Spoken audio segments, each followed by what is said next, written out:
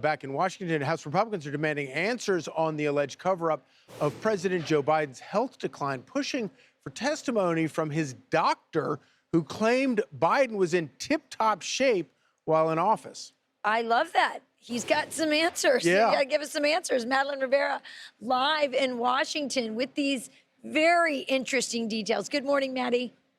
Good morning, guys. So it appears House Republicans are largely picking up the investigation into former President Biden's mental and physical fitness right around where it stopped last year. The House Oversight Committee had subpoenaed 3 White House aides and requested a transcribed interview with Biden's doctor, Kevin O'Connor, last year. The panel accused the White House of obstruction. Chairman James Comer now has letters out to the same group of people demanding they appear for transcribed interviews. We're bringing the doctor in because the doctor was the one that said that Joe Biden was competent, that he was at the top of his game, that he was a picture of health. I don't think there's anyone in America, especially anyone with a medical degree, that believes anything this doctor has said about Joe Biden publicly while he was president. The panel is also looking into Biden's use of the Autopen. Former President Obama has used Autopen in the past, and in 2005, the Justice Department released guidance noting its use is legal, but it has become a key line of attack for Republicans, including the president. I'm just thinking, as you say that, I just said, what about Autopens? Could I use an Autopen? What did Biden do? Did he have an Autopen at the desk? Nuclear powered. No, he didn't do events like that. Yeah, he used nuclear power. You know, he didn't do events like this, I guess. As Republicans slam Democrats for allegedly helping to cover up Biden's decline, a co-host of the podcast Pod Save America is sharing this concession. I remember feeling, I want to talk about this as a huge liability. I want to talk about this as something Joe Biden can overcome. But I'm not going to go so far as to say, I think Joe Biden must drop out. He is too old to be president. A, because I didn't know exactly what was going on behind the scenes. But B, if Joe Biden is the candidate, I want to win. All of this comes as the Biden family works to manage his diagnosis of prostate cancer, which has spread to his bones. Charlie, Rachel, and Griff. Thank you, Maddie.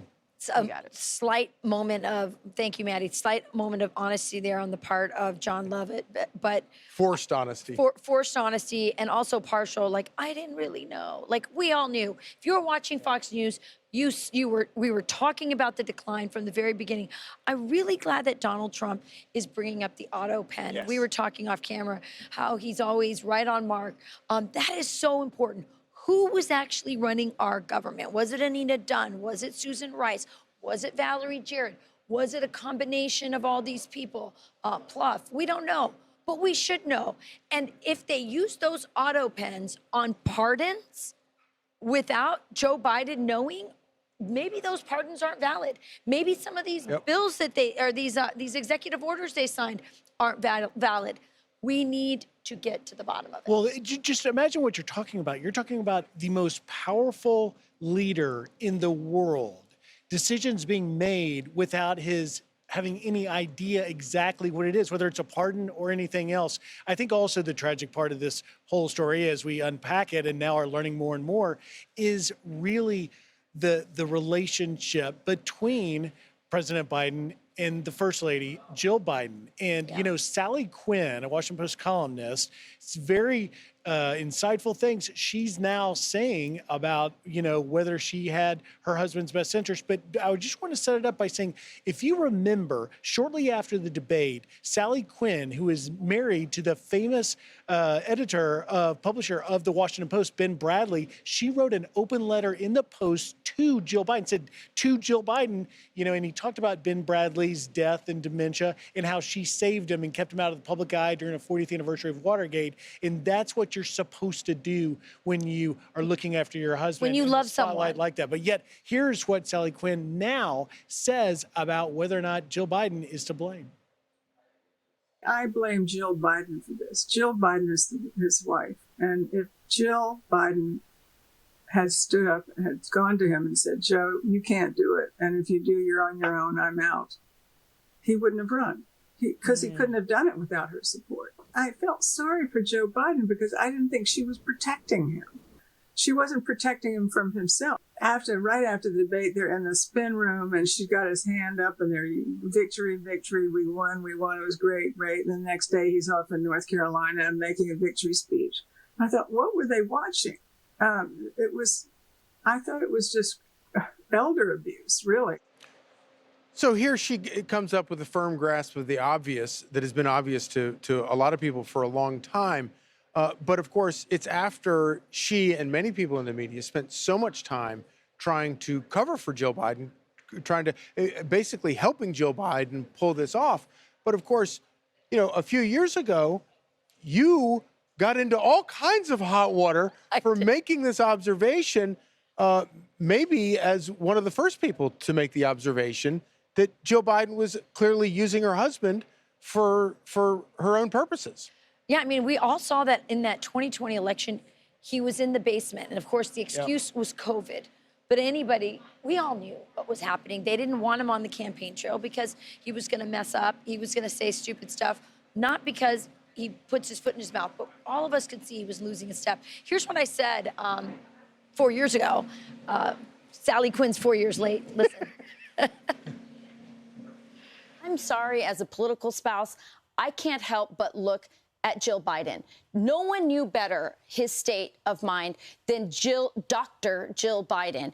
And if you ask me, the most patriotic thing Jill Biden could have done was tell her husband to love her husband and not let him run in this mental state that he's in. I think she failed the country as well.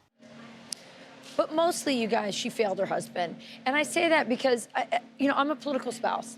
And one of the things you realize when you're in that position, I've been a political spouse for many, many years, 10 years when Sean was in Congress, and now I am as well. There's only one person who cares about your husband with zero agenda. And so to have not just Jill, but where were the adult children? We're learning now that Hunter Biden had a much greater role in this. So the sense I'm getting is that this family was, it wasn't just elder abuse. And I did also say that she was his visiting angel. Yeah. But it wasn't just that. It was that they were getting something out of it. Jill Biden was getting something out of trotting her husband out there when she knew it made him look bad, when she should have been trying to enjoy these final moments with him, these final days of his, while he's still lucid. Same for the kids. But of course, you can't ignore, you guys, the amount of money this family was making. That is a piece of this puzzle. The corruption, something we've never actually really gotten to the bottom of because Hunter was pardoned with an Autopen. Well, and you weren't afraid to speak up 4 years ago and say it like it was. They tried to get me fired over it. And of course, the Bidens are sitting there watching the fortunes and fortunes and fortunes that the Obamas made off of the presidency, and they're like, "Well, where's ours? What about us?" And so they had to keep the cartel going. Yeah. Yeah. Give us a call if anyone gets back to you and apologizes. Yeah. So we'll see what that is. I'm not going to hold my breath, Griff. But I'm not going to lie. I've been enjoying the vindication. But I've been vindicated on lots of things, from COVID on forward. So. All right. I'm Steve Ducey. I'm Brian Kilmeade. And I'm Ainsley Earhart. And click here to subscribe to the Fox News YouTube page to catch our hottest interviews and most compelling analysis.